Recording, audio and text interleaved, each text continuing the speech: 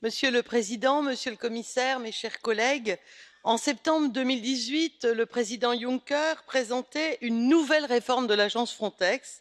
Et il y a 2 ans, rapporteur sur ce texte, je saluais déjà l'aboutissement en un temps important de cette première révision. Aujourd'hui, au nom de mon groupe, je fais la même chose dans le temps record qui a été utilisé, tout en regrettant peut-être un certain nombre de points. Aujourd'hui, satisfaction quand même sur la rapidité avec laquelle nous avons finalisé ce dossier dans une approche équilibrée, efficace pour la protection de nos frontières, respectueuse des droits fondamentaux comme nos concitoyens nous le demandaient. Surtout, je note et je m'en réjouis un véritable pas en avant en termes budgétaires, en termes capacitaires et en termes aussi de compétences, comme ça a été souligné à l'instant.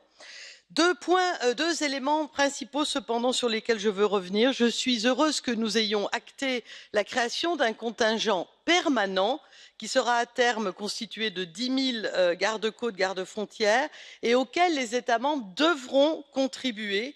Cela est bien plus crédible et aussi efficace et concret que la réserve de 1500 personnes disponibles qui existe actuellement et qui ne fonctionne pas bien. C'est donc une avancée concrète et nécessaire. Deuxième point, pour ma part, je me suis battue comme à nouveau rapporteure sur cette révision pour que figure dans le texte finalisé une mention à la création d'un centre de formation Frontex. Parce que si nous voulons dépasser la vision nationale de la protection des frontières de l'Union européenne, parce que oui, les États membres sont compétents et ils vont jouer un rôle fondamental, mais si nous voulons être efficaces dans notre espace européen de libre circulation de Schengen, si nous voulons qu'il y ait le moins de failles possible, nous devons être européens, nous devons constituer un outil qui soit européen et l'agence doit pouvoir collaborer avec et pas seulement soutenir avec les autorités des États. Or, pour que cela soit pratique dans les faits, nous devons développer au fond une véritable culture européenne en matière de formation.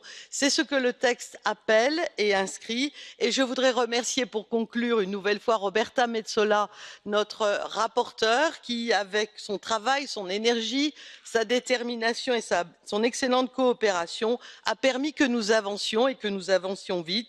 Et dans quelques heures, avec mon groupe, bien entendu, je soutiendrai par mon vote cette nouvelle réforme. Merci.